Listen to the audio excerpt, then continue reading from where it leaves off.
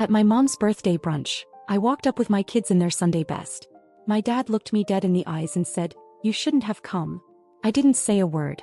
Just turned around with my kids and drove off. An hour later, my sister called. "Why did you lock the account?" "Mom's crying." I was so shocked I could barely speak. My dad had never talked to me like that before. Not like that. Not in front of my kids. Not on my mom's birthday.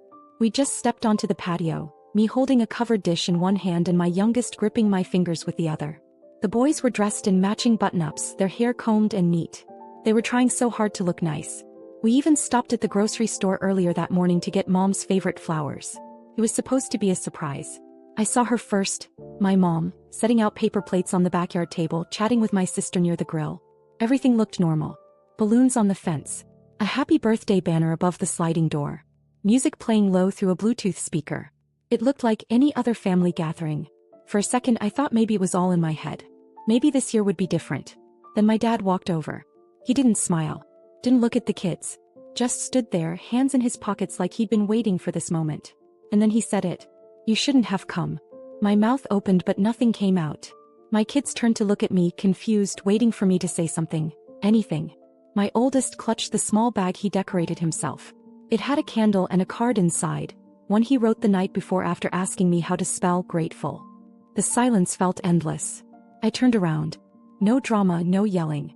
I just walked back to the car with the boys trailing behind me, still trying to understand what just happened. We drove away with the covered dish still in my lap and their gifts unopened. I didn't even pull into the garage when I got home. Just parked, sat there and stared at the dashboard for a long time while the boys went inside. They were the only ones who didn't ask me to explain myself. An hour later my sister called. I didn't answer. Then the message came through. "Why did you block my account?" I was crying. I had given her access to my Amazon account 5 months ago so she could order vitamins, a few household things. She ended up spending over $2,500 on candles, skin creams and throw pillows. I never said a word. Not until now. They had no idea what was coming. They thought I'd feel guilty, that I'd fold like always. Cry a little, apologize and ask what I did wrong. But I didn't. This was the last time I'd let them make me feel like an outsider in my own family. The text started less than an hour after we got home. I was still in the kitchen trying to rinse off the smell of coffee cake and patio smoke from my hands, when my phone lit up. It was my sister. First message. "Why did you block my account?" Second. "Mom is crying. She says you ruined her birthday." Then came the string of guilt. "What's wrong with you? You didn't even say anything, you just left." The kids looked so confused. "Dad said you were being dramatic." Again. Not once did anyone mention what he said to me. Not one person repeated the sentence that shattered what little hope I had left. "You shouldn't have come." Apparently that wasn't the problem. The problem in their eyes was me leaving. Quietly.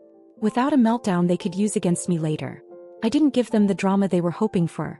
I gave them silence and it drove them insane. I didn't answer. Instead I sat on the couch with the boys. They were eating microwaved popcorn and watching some cartoon about space dogs.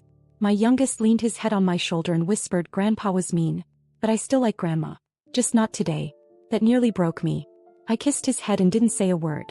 They were the only ones who didn't ask me to explain myself. I hadn't even planned to block Mom's account. I'd let her use it for 5 months. She said she needed to order a humidifier and maybe some multivitamins. I said sure. I wasn't tracking the orders daily, just letting it slide, thinking she'd be reasonable. But she wasn't. She ordered luxury candles, designer pillows, overpriced bath bombs, a set of steak knives she'd never use, and 3 different brands of collagen powder. I checked the total, $2,587.43. All of it under my name. And I still would have let it go. I swear I would have. If it hadn't been for that moment in the backyard. So I blocked her. Cancelled her login. Removed her saved address. Deleted the payment method. And then I sat there staring at my computer screen, heart pounding, and realized something else. Something bigger. They needed me more than they'd ever admit. 4 years I'd been paying their utility bills. Quietly. They never asked, they just expected it. Mom would mention the electric bill being late in passing and next thing I knew I was transferring money. Dad always left mail unopened in piles. Half their services were tied to my email address because I was the only one who could remember the passwords. I went into the utility portal one by one and canceled every automatic payment. Water, gas, electricity, internet. All of it gone in 5 minutes. That was the moment something shifted. Not just the anger or the disappointment, but the realization that I didn't have to do this anymore. I didn't owe them convenience. I didn't owe them peace. They wanted to treat me like an outsider? Then they could learn how to live without the daughter who kept the lights on. It started the next morning just before 10 a.m.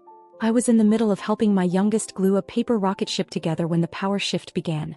Only this time it wasn't in my house. 3 missed calls. All from my sister. Then the first voicemail. I'm serious, Liz. This is getting out of hand.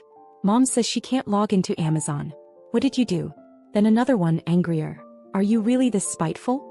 She said one wrong thing and you're acting like she burned the house down. Grow up. Then the third one came in with a nervous laugh. The Wi-Fi just went out at Mom's during her book club Zoom. He's freaking out. Dad tried to reset it but couldn't even find the modem. That voicemail I replayed twice. They had no clue what was happening yet. They were confused, grasping at straws, still thinking this was some tantrum I'd snap out of. But they'd never lived without me running interference before. They had no idea how much I'd been doing behind the scenes, how much of their life was running on the systems I had set up. By 2 p.m. I got the first real sign that they were starting to understand. A text from my mom. Just 4 words. Did you cancel everything? No punctuation. No explanation. Just that. It didn't sound like her usual tone. It sounded scared. Exposed. I didn't answer. 2 hours later, the gas company must have called them because I got another text. This time, we have no hot water. What are the boys going to think of you when they're older? That one I screenshotted. Just to remind myself why I was doing this. She wasn't worried about the gas. She wasn't worried about her grandkids. She was worried about her image. About control. About losing me as the family scapegoat. And just when I thought they couldn't twist the knife any further, she sent a follow-up. You've been unstable since Jason died. We all said it. You're just proving us right. I didn't scream. I didn't cry. I didn't respond. I just sat at the kitchen table for a long time, staring at that message while my kids ran around in the yard with paper swords and ketchup stains on their shirts. I watched them laugh. I watched them be free. I didn't want this war. But they brought it. They used my grief against me. My generosity. My silence. So yes, I canceled the utilities. Yes, I blocked the Amazon access. Yes, I made sure their email inboxes would be full of payment reminders they didn't know how to handle. Because for once, they were going to sit in the discomfort they'd made me live in for years. And I wasn't finished yet. By the 3rd day, the storm fully hit. My sister left me 3 voicemails in the span of 20 minutes. I didn't listen to them at first. I was busy helping my oldest bake cookies for a school fundraiser. He insisted on chocolate chip, no nuts, because Grandpa always picked out the nuts anyway. He laughed when he said it, but I could tell he knew something had shifted. Even he didn't ask about seeing them again. Around 5 p.m. the house phone rang. No one ever uses that number except telemarketers in the bank. But this time it was a number from Mom and Dad's neighborhood. I let it go to voicemail. 30 seconds later, a new message popped up. I played it on speaker thinking it would be more begging. More fake tears. It wasn't. It was Mr. Carlson, Dad's next-door neighbor. He sounded rattled. Said there was water flooding down their driveway into the street. Said someone had tried turning on the front spigot and left it running. Apparently, the pipes cracked when the gas went off and the water heater shut down. The whole crawlspace was soaked. I sat down at the table and listened again. That was the moment I realized something strange. Dad hadn't called me himself. Not once. Mom and my sister were running around panicking, but he was silent. He hadn't even tried to text me. I checked my email out of curiosity. One new message from the electric company. The payment method on file had been declined twice.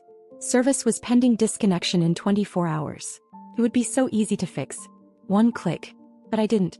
Instead, I opened a private folder I'd kept on my laptop for years. Screenshots. Messages. Notes I'd taken after every holiday blow-up. Every time they called me dramatic. Every time my mom talked down to me in front of the boys. Every time they made me feel like I was nothing more than the widow with baggage. I wasn't planning to use it. Until my sister sent one final message that night. You know he's sick, right? He has an appointment next week for a scan. But I guess you don't care about that. That stopped me. I didn't know. No one told me. I stared at the message for a long time, unsure if it was true or just another manipulation. But something in me cracked just slightly. So I did something I hadn't done in a long time. I called my dad. It rang 5 times, then clicked over to voicemail. I was about to hang up when someone picked up. But it wasn't him. It was my mom. She sounded calm. Too calm. We were waiting for you to break, she said. And here you are. Then she hung up.